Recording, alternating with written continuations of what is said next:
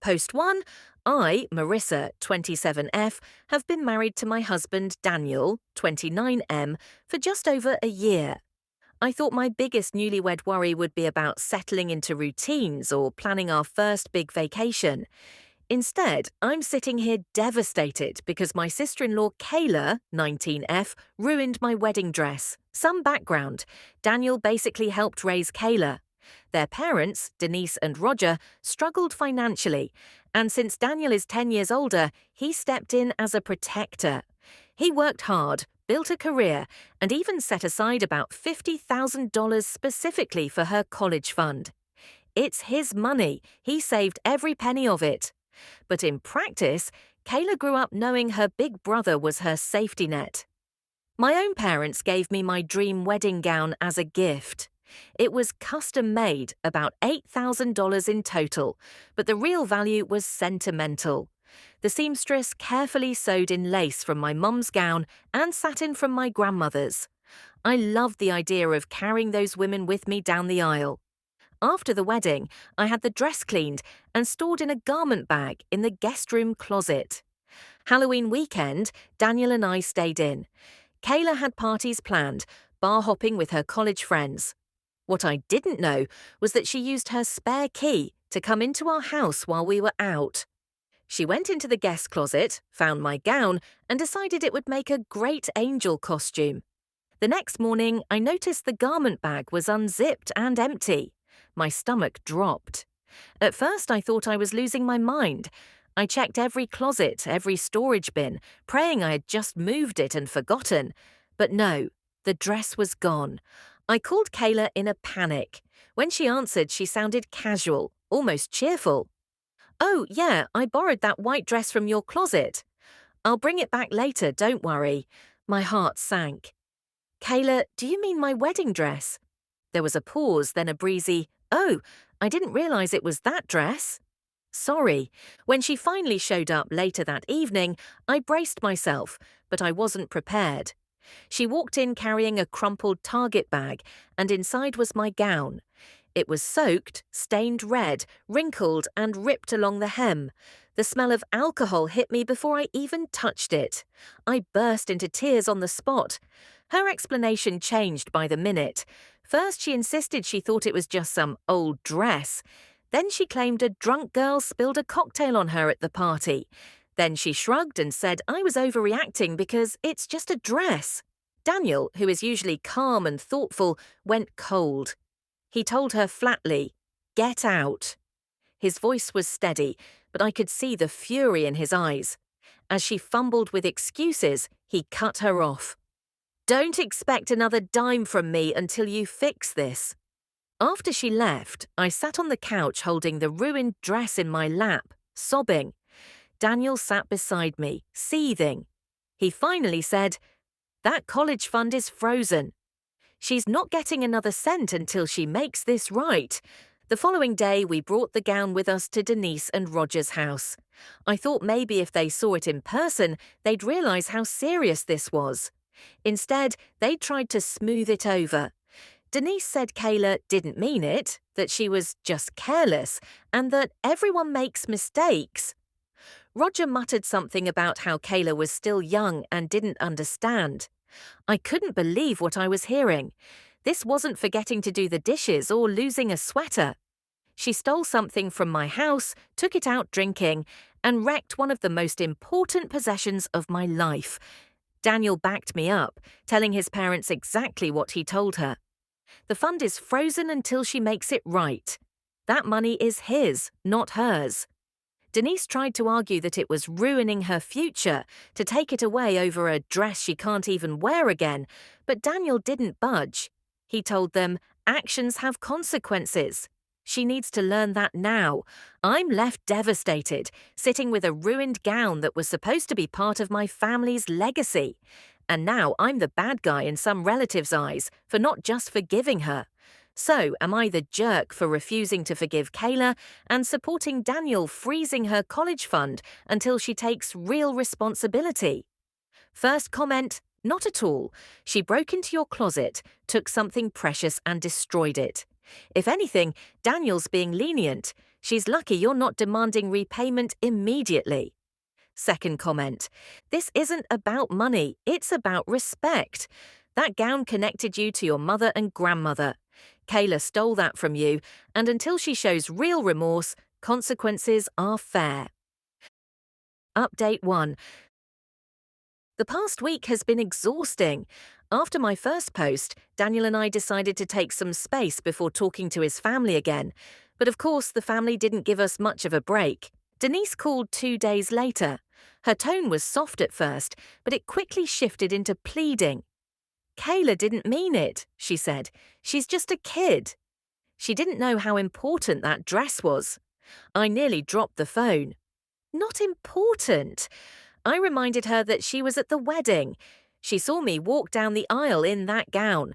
She knew my parents had saved up for it, and she knew the sentimental value. Denise sighed and said she understood, but insisted Kayla's life shouldn't be ruined over a dress. I told her I wasn't the one ruining anything. Kayla did that herself. Denise begged me to talk to Daniel about unlocking the college fund again, but I refused. If she wants her future funded, I told her, she needs to show she understands what she did. That night, Kayla texted me an apology. It was short and flat. Sorry I messed up. I didn't know it was that big of a deal. Can you ask Daniel not to punish me this hard? I don't want to lose school. It didn't feel like remorse. It felt like panic. Meanwhile, I'd taken the gown to a specialist cleaner. They did their best, but after examining the wine stains, they told me bluntly, "This will never be pristine again." They could lighten the stains somewhat, but the fabric was permanently weakened, and the hemline tears couldn't be repaired invisibly. I cried in the parking lot after that appointment. But the cleaner gave me a lead, a seamstress she knew who specialized in reconstruction. I met with her later that week, and she was incredible. She studied the ruined gown carefully, especially the lace from my mother and the satin from my grandmother. She told me that while the stains couldn't be erased, those heirloom pieces could be saved. We could rework them into a new design, she said. Maybe accents in blush or pale pink to make the discoloration look intentional. For the first time since this nightmare started, I felt hope. The thought of carrying pieces of my mum and grandma into a new gown made me cry again. But this time, it was almost cathartic. I agreed to let her start planning a rebuild. When Daniel heard, he was supportive, but still furious about Kayla. He told me flatly, "I don't care if she apologizes 100 times. Until she puts in real effort, she's not seeing another dime." A few days later, we had another family meeting. Denise and Roger had called us over. Kayla was there, sitting on the couch looking sulky. Denise immediately launched into her speech about forgiveness. "She's apologized. She feels awful. Isn't that enough? You're both adults. You can handle the loss. She's just 19. I reminded them that Kayla hadn't offered anything concrete, not repayment, not working to earn it back, nothing. Just empty words. Roger mumbled about how kids make mistakes, and that if we held this over her, she'll never feel close to the family again. Daniel snapped back, "She stole from us. She ruined something irreplaceable, and now she's more worried about her tuition than my wife's grief. That's not family, that's selfishness." Kayla sniffled and muttered, "I said sorry. I didn't mean it." But her eyes darted toward Daniel when she said it, and it felt less like an apology to me than a performance for him. We left after half an hour of going in circles. Nothing was resolved. Denise hugged me stiffly at the door and whispered, "You're blowing this out of proportion." I didn't respond. Back home, I looked at the sketches the seamstress had given me. She'd mapped out a design with pale pink accents, using my mum's lace and grandma's satin in new panels. It wouldn't be my original gown, but it would carry their legacy in a fresh way. The thought of wearing it again someday, maybe for a vow renewal, maybe for a special photo shoot, kept me from drowning in the anger. For now, the fund is still frozen. Daniel refuses to budge, and I support him completely. If Kayla thinks tears and excuses will get her out of this, she's wrong. First comment, her apology wasn't about you or the dress. It was about her tuition. She still doesn't understand what she destroyed. Second comment, I love the idea of salvaging the lace and satin into pink accents.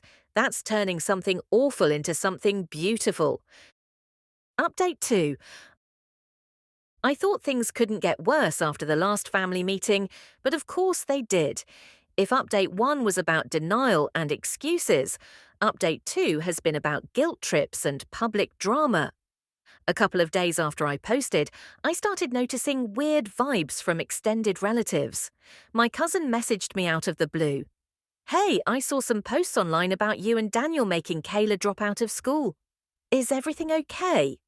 My stomach sank. I don't follow Kayla's social media closely, but I knew instantly she'd gone public. Sure enough, one of her friends sent me screenshots from her Instagram story. Kayla had written, "When your own brother would rather ruin your future than forgive you for a mistake, family can be cruel." There were photos of her looking tearful in her dorm, plus a shot of a textbook with a caption about how she might as well not bother if her tuition gets taken away. It was manipulative and vague enough to reel people in. The comments were filled with sympathy. "That's so harsh, you don't deserve that. Family should always support you." Some of her college friends even tagged Daniel, saying things like, "She's just a kid, man, don't ruin her life." I was livid. She left out the part where she stole my wedding gown, wore it to a bar, and destroyed it. All she showed was crocodile tears and implications that Daniel and I were monsters. Daniel was even angrier. He doesn't usually engage in online drama, but he commented directly on her post before she deleted it. "Interesting how you forgot to mention you stole and ruined my wife's wedding dress." Actions have consequences, Kayla. Within minutes, he was blocked. She even preemptively blocked me. Of course, that didn't stop the fallout. Denise and Roger called us that evening, practically yelling into the phone. Denise accused Daniel of publicly humiliating his sister and said Kayla had already apologized. Roger chimed in that by freezing the fund, Daniel was taking food off her table. Daniel shot back that tuition money isn't food and that no one is entitled to his savings. He reminded them that Kayla hasn't offered a single solution beyond crying and playing the victim. Denise responded with, "She's young. She doesn't have money. What do you expect her to do, rob a bank?" I cut in. "Get a job. Pay it off slowly. Offer to work for us. Anything besides sitting around posting sob stories online." They had no response. Meanwhile, I've been throwing myself into the salvage project. The seamstress has been a ray of light in this mess. She carefully removed the sections of lace and satin from the ruined gown, and she's designing a new dress that incorporates them as pale pink accents. Seeing the pieces of my mum's and grandma's gowns preserved almost made me cry again. But this time, it was from relief. The sketches are stunning. A flowing ivory gown with blush undertones, delicate lace inset panels down the sleeves, and satin trim at the waist. It won't erase what Kayla did, but it feels like reclaiming something she tried to take from me. I showed Daniel the drawings, and his whole expression softened. He said, "This looks more like you than the first gown ever did." That meant everything. Still, the family drama keeps circling. Denise called again yesterday, this time less angry and more pleading. She said Kayla was falling apart under the stress, and that if Daniel didn't unlock the fund, Kayla might have to take a semester off school. She even hinted that if Kayla dropped out, it would be on us. Daniel flatly said, then she takes a semester off. Actions have consequences. After the call, I broke down a little. I told him I was tired of feeling like the villain in his family's eyes. He hugged me and said, "We're not the villains. Kayla is. They'll see it sooner or later. I don't know if that's true, but I do know this. The dress may never be what it was, but with the seamstress's help, I'll have something new and beautiful. That's more than Kayla deserves after all this." First comment, her social media posts are classic sympathy bait. People who don't know the full story always side with the loudest tears. Keep ignoring it. Second comment, I'm so glad you're salvaging the heirloom fabric. Turning it into a new design with pink accents is such a powerful way to reclaim what she tried to destroy. Update 3. I honestly thought we'd hit rock bottom already, but apparently there was more to come. After Kayla's social media antics and the endless guilt trips, Daniel finally demanded a face-to-face sit-down with his parents and sister. He told them point blank, if we don't clear the air now, we're cutting all contact. So we met at Denise and Roger's house last weekend. I didn't want to go, but Daniel insisted, saying he needed to look his sister in the eye and hear a real apology. When we arrived, Kayla was slouched on the couch, arms folded, eyes puffy like she'd been crying, though whether from guilt or self-pity, I couldn't tell. Denise rushed over to hug us and whispered, "Let's just try to move forward, okay?" Roger muttered something about how this has gone on long enough. Daniel wasted no time. He looked at Kayla and said, "You ruined something priceless to Marissa. You've lied, you've downplayed it, you've made social media posts to smear us. Do you have anything real to say?" At first she tried to play the same old card. "I didn't mean it. I thought it was just an old dress. I'm sorry, okay?" But Daniel pressed her harder. "You were at our wedding. You saw her wear it. You knew." That's when she snapped. She stood up, tears spilling, and yelled, "Fine, I did know it was your wedding dress. I hate her, okay? Ever since you married Marissa, you don't look at me the same way. Everything used to be about me, and now it's about her. I wanted to ruin it because I wanted you to notice me again." The room went dead silent. Even Denise and Roger, who'd defended her all this time, stared at her like they couldn't believe the words coming out of her mouth. I felt sick. It wasn't just carelessness, it was hatred. She hated me so much she destroyed a piece of my family history just to get attention. Daniel's face hardened in a way I've never seen before. "Then it's over," he said quietly. "The college fund is gone. Permanently. You'll get no more money from me." Kayla wailed. Denise immediately tried to intervene, begging, "Daniel, please don't say that. She didn't mean—" He cut her off. "She meant every word. She just admitted it. You've coddled her for too long, and now she thinks she can destroy people's lives without consequence. Not anymore."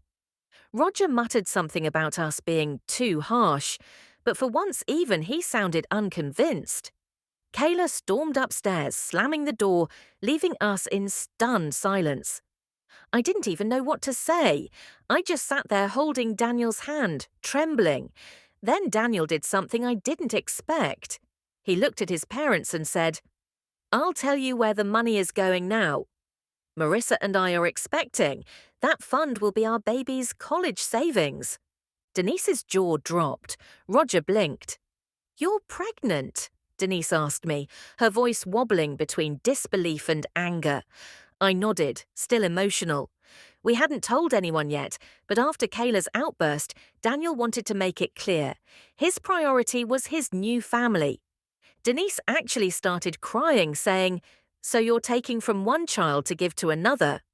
Daniel's voice was steady as stone. "I'm taking back what was always mine and putting it where it belongs, with my wife and our child. Kayla chose to burn her bridge. This is our fresh start." We left soon after. The silence in the car on the way home was heavy, but Daniel squeezed my hand and said, "We'll be okay. She can't touch us anymore."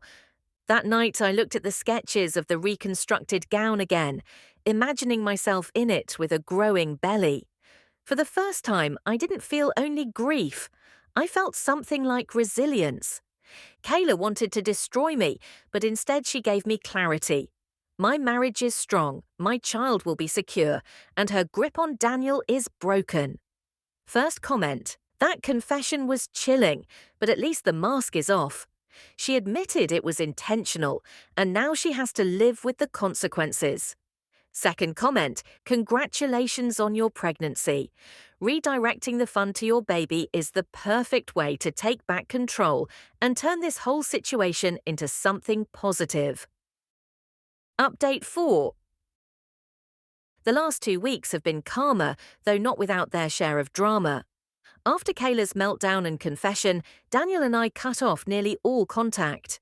Denise and Roger have called a few times, but Daniel either ignores them or answers briefly to repeat the same line. Kayla needs to deal with the consequences of her actions. Meanwhile, something beautiful has come out of this nightmare. The seamstress finished the reconstructed gown. When I went to pick it up, I actually cried in the fitting room. She salvaged the lace from my mom's gown and the satin from my grandmother's, stitching them into panels with soft blush pink undertones. The result is breathtaking. It's not the same gown I wore down the aisle, but it carries the same spirit. And in a strange way, it feels more like me, a symbol of taking something broken and turning it into something new.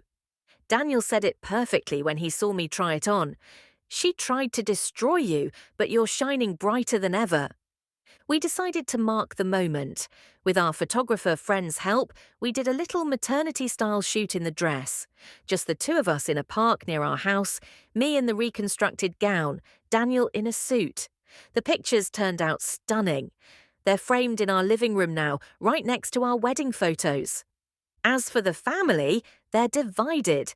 Denise and Roger are furious about the college fund being gone. Denise accused Daniel of punishing his sister for life. He responded, "No, I'm protecting my wife and child." She punished herself. Some relatives who initially sided with Kayla have quietly admitted they were wrong after hearing her confession. A few even apologized to me directly, which meant more than I expected. But others still whisper that I'm breaking up the family. I've learned to tune it out. Kayla herself has gone quiet. After her big outburst, she hasn't reached out to either of us. We know she's still enrolled this semester since we saw her tagged in a few campus photos, but Daniel changed the locks on our house, revoked her spare key, and made it clear she's not welcome in our home again. The truth is, the dynamic has shifted permanently. Daniel no longer sees her as his responsibility. He still loves her. She's his sister. But he finally recognizes how unhealthy it was for him to put her above everyone else, including me. That spell is broken. For me, the biggest turning point was wearing that new gown. Standing in front of the mirror with my mum's lace and grandma's satin reimagined into something pink and strong, I realized that Kayla didn't take my legacy from me. She tried, but she failed.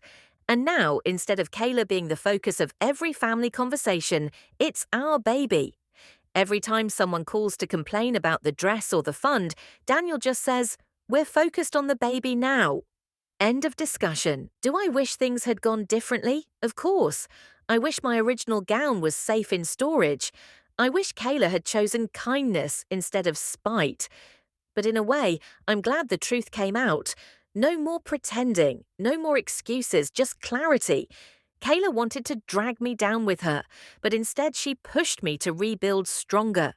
The new gown, the photos, the baby on the way, all of it is proof that she didn't win. First comment, the reconstructed gown sounds beautiful. I love that you reclaimed your mum's lace and grandma's satin into something new. That's the perfect symbol of resilience. Second comment, cutting her off was the right move. Boundaries are healthy, and it sounds like Daniel finally understands where his loyalty belongs. Final update. It's been almost a year since the dress fiasco, and life looks very different now. I wanted to share where things stand, partly for closure, and partly for anyone who followed along this whole chaotic journey. The biggest news, our baby girl is here. She arrived 3 months ago, healthy and strong, and she's been the center of our world ever since. Holding her in my arms for the first time put everything into perspective. Suddenly, Kayla's tantrums and my ruined gown didn't feel like the defining events of my life anymore. They were just chapters leading me here. Daniel and I started a college fund for our daughter with the money that once sat waiting for Kayla. We've been adding to it bit by bit, and it already feels like a gift of freedom, knowing our child will have choices one day. Every deposit is a reminder that we turn something bitter into something hopeful.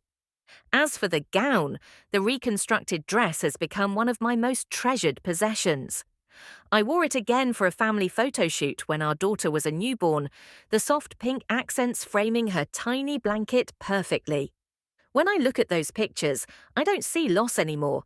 I see continuity, my mum, my grandma, and now me carrying their love forward to the next generation. Kayla, meanwhile, has had a rough year. She did, in fact, take a semester off school when Daniel froze the fund. For the first time in her life, she had to get a job. From what I hear through relatives, she works part-time in retail now and is paying her way with loans and shifts between classes. She still hasn't apologized to me, not sincerely anyway. But Daniel and I both hope that the experience of standing on her own 2 feet will force her to grow up. People have held her hand for too long. Denise and Roger are still sore about the fund, but the arguments have died down. They know Daniel won't budge, and they know pushing me won't change anything either. Our relationship with them is polite but distant. They've met their granddaughter a handful of times, but visits are on our terms now. No more guilt trips, no more shouting matches. Extended family remains divided. Some think we were too harsh, others quietly tell me they wish they'd set boundaries with their own relatives sooner. I've stopped caring about consensus. What matters is that Daniel and I feel at peace with the choices we made. Sometimes I still catch myself thinking about Kayla's outburst, the way she screamed that she hated me and wanted me to hurt. It used to haunt me. Now I see it as the moment the truth finally came into the light. It broke Daniel's blind loyalty to her and gave us both the strength to put our marriage and future family first. Do I think she regrets what she did? Maybe, though if she does, pride keeps her from admitting it. But whether she matures or not, I know we gave her the one thing she needed most: boundaries. For the first time, she has to live with the consequences of her own choices. As for me, I've stopped mourning what I lost and started cherishing what I gained. A husband who proved his loyalty beyond question. A baby who brings joy to every corner of our home. A gown that, though different than the one I walked down the aisle in, carries the story of resilience stitched into every seam. Kayla thought she destroyed me when she destroyed that dress. In reality, she pushed me to build something stronger, brighter, and more enduring. And now, when I look at my daughter, I know exactly where my energy belongs. Not in bitterness, but in building a future that honors the women who came before me and protects the child who carries us forward, carries us forward, carries us forward.